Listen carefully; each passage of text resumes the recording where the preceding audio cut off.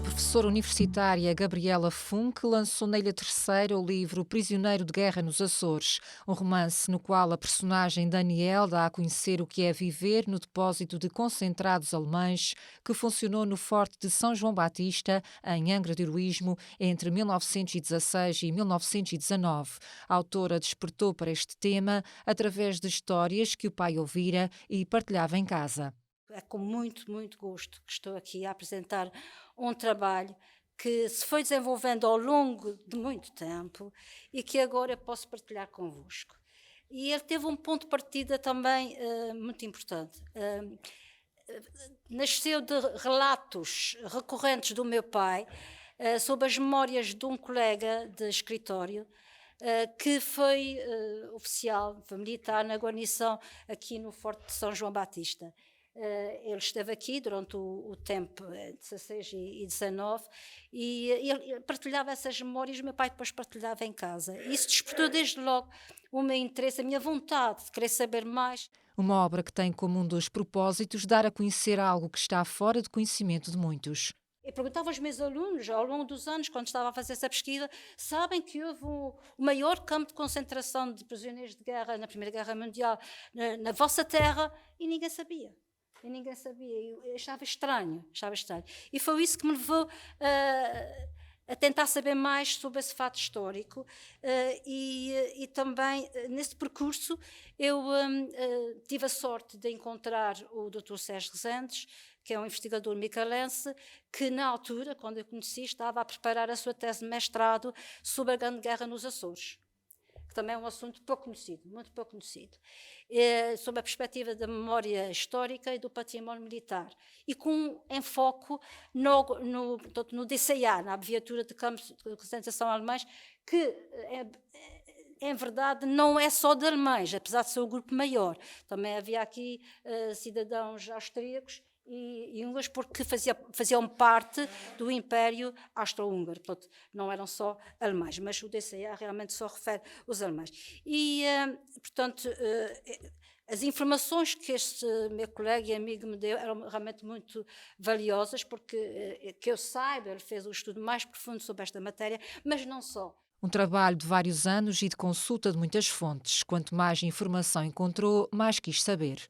Eu tive, digamos, o privilégio de poder falar com duas senhoras, a dona enfermeira, não é? Yolanda Corsépios, feialense, e a senhora Ilza Walter, que quer uma quer outra, filhas de funcionários da Companhia de Cabos Submarinos Alemã, sediada na cidade da Horta. E realmente essas informações, bem como também outras muito, muito preciosas, como foram gentilmente dadas pelo senhor António Couto, que aqui está, do Núcleo de Filatécnica do Heroísmo, que nos presenteou, não sei se já viram, aquela exposição sobre o DCA com documentos muito, muito interessantes, não é?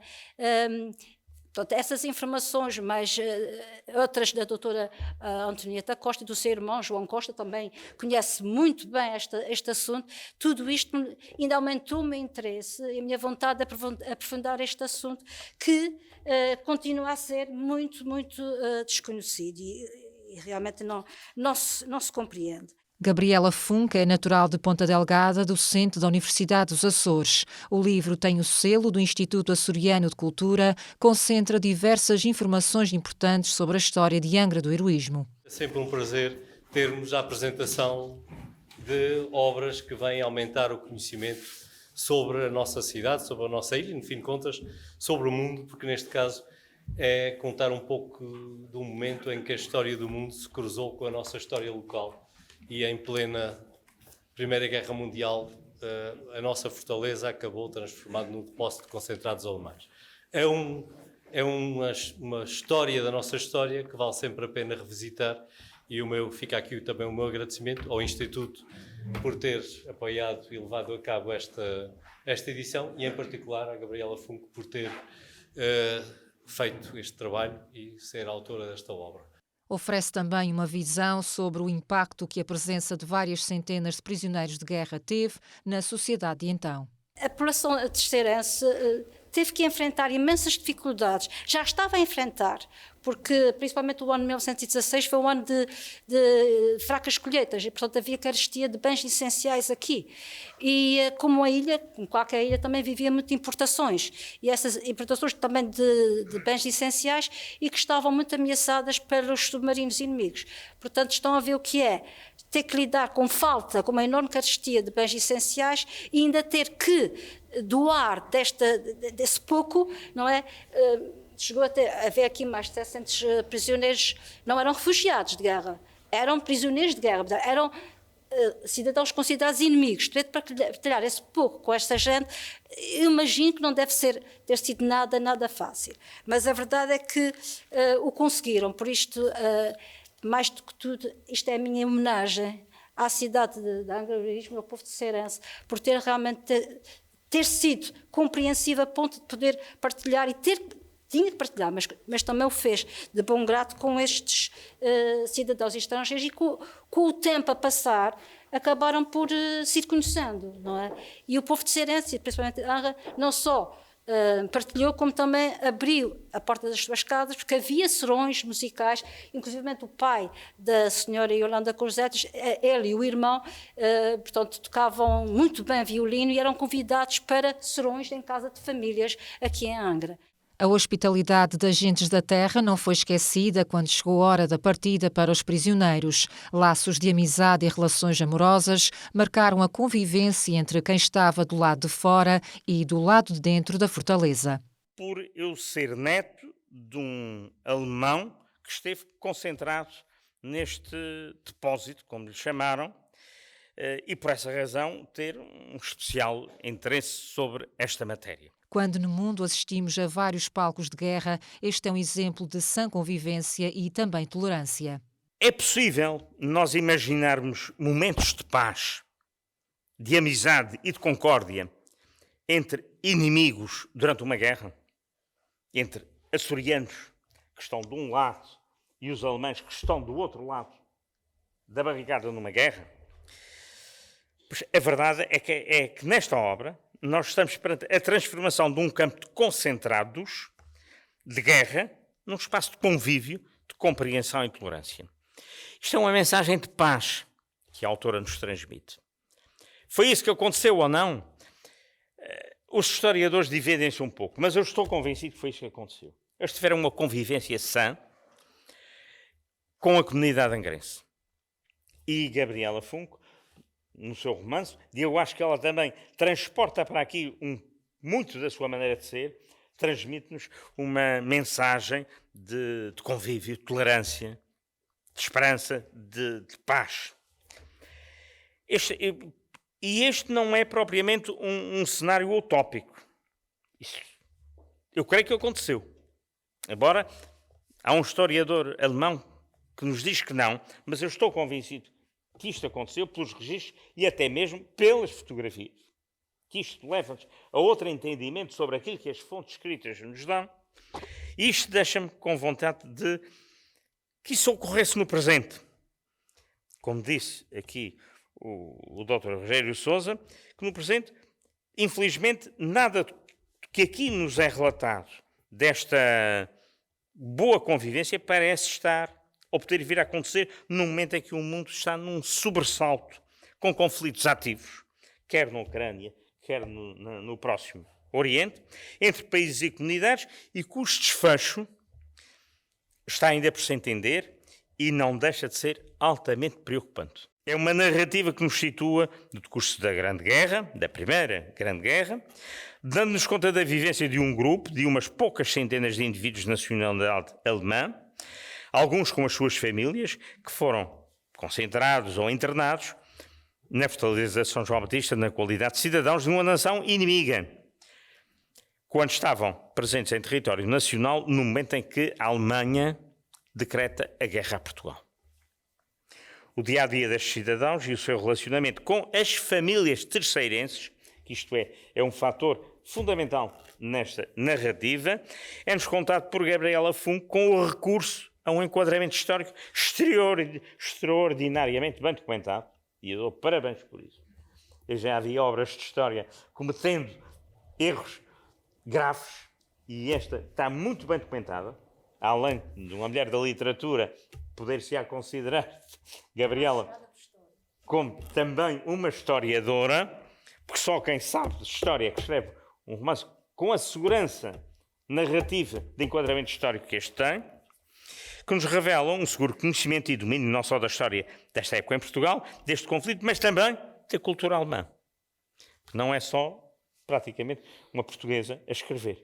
É alguém que conhece muito bem a cultura alemã que escreve este romance. Vamos só rever aqui um pouco, e para não vos amassar mais, o que é que aconteceu, porque é que foi formado este depósito de concentrados alemães?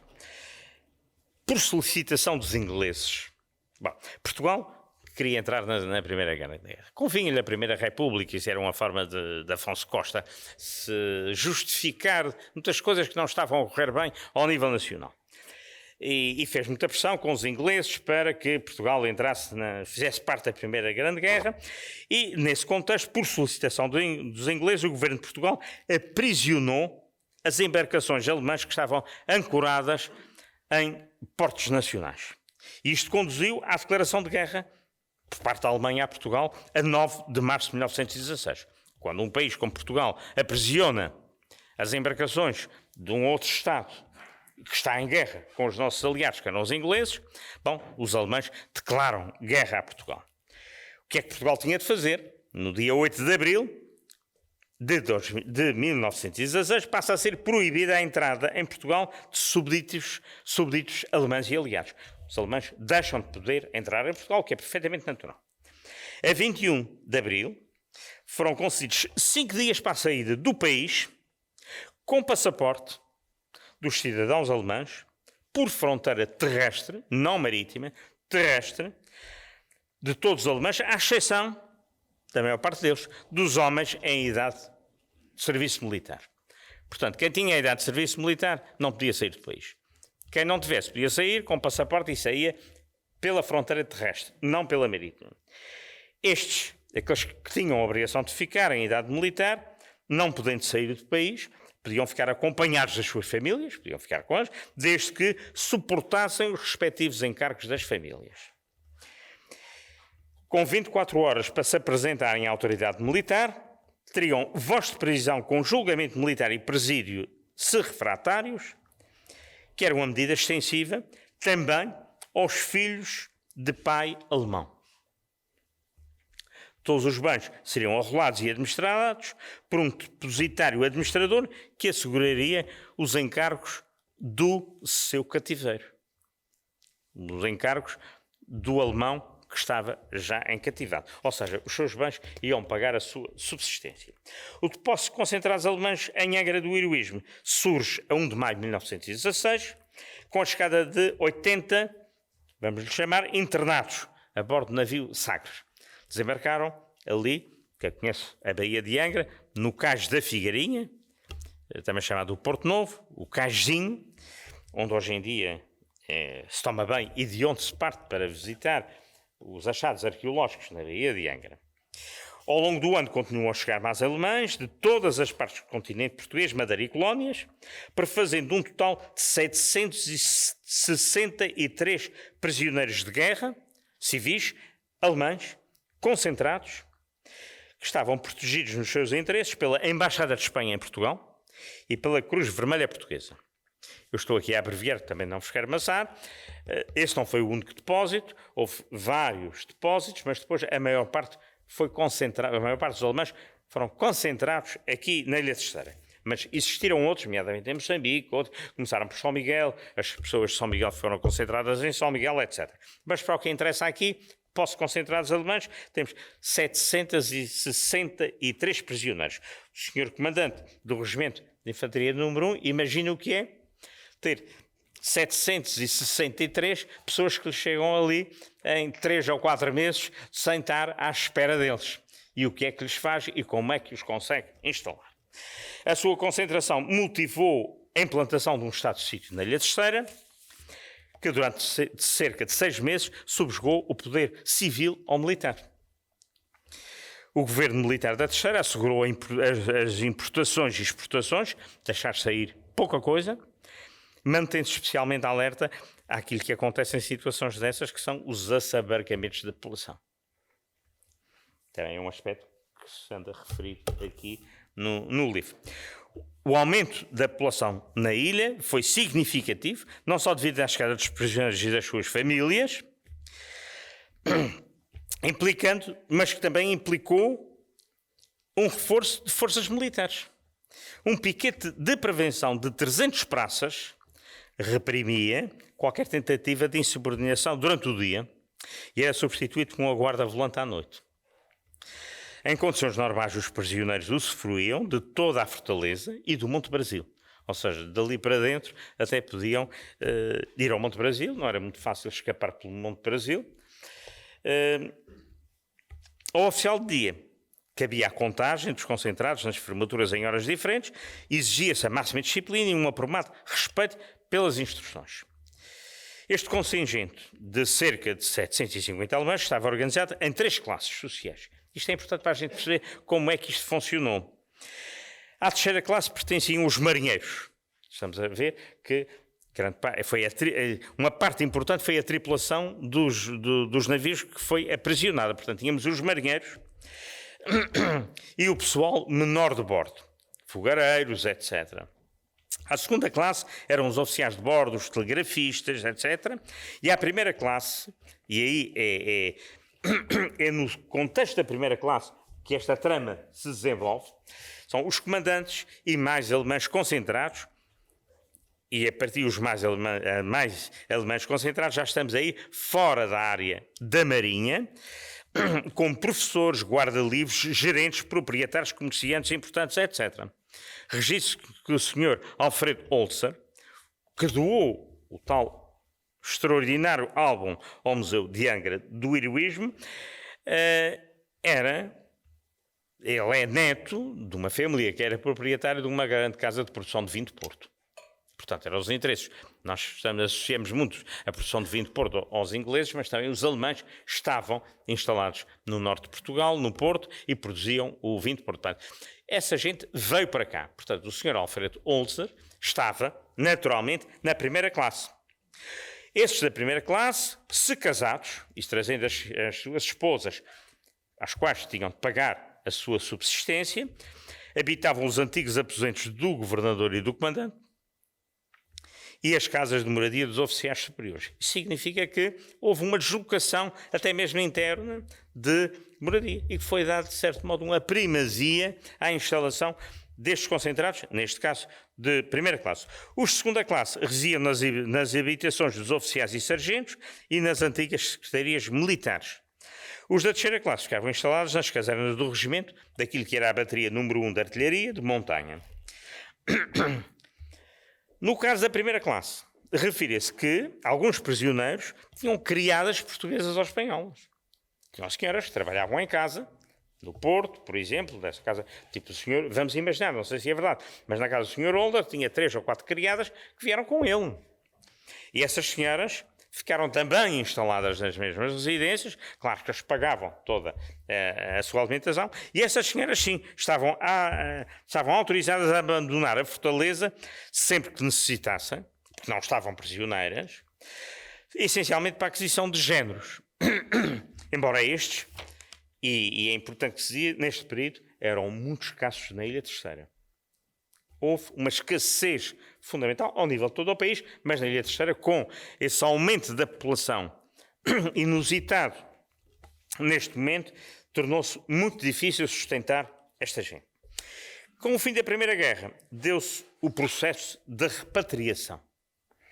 Em outubro de 1919, os concentrados foram informados que podiam sair se estivessem dispostos a pagar as despesas de transporte para as localidades onde desejassem fixar a residência. Ou seja, precisavam ter dinheiro para pagar o barco para sair daqui, porque senão também não saíam.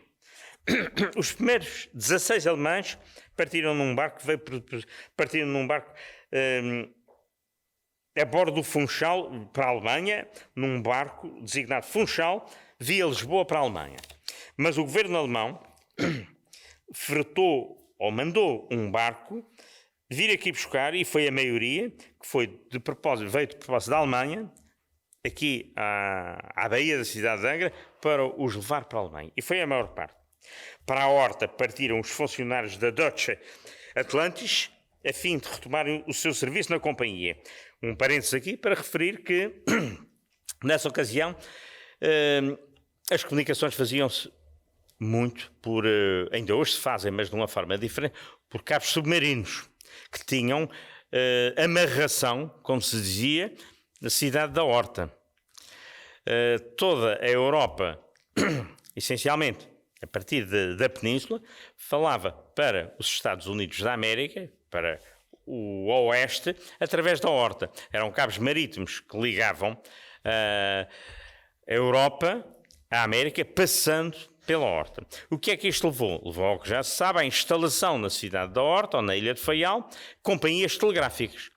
O mesmo aconteceu nessa mesma época de comunicações, especialmente no contexto da Primeira Guerra Mundial, em Cabo Verde, nomeadamente em São Vicente, onde se instalaram as companhias italianas, alemãs, inglesas e francesas. O mesmo aconteceu na Horta. Significa que os alemães da companhia alemã que estavam a trabalhar na cidade da Horta, nas telecomunicações, quando isso aconteceu, foram chamados para aqui, foram aprisionados e trazidos aqui para a fortaleza de São João Batista. Terminando o conflito, não regressaram à Alemanha porque trabalhavam lá. Na partida,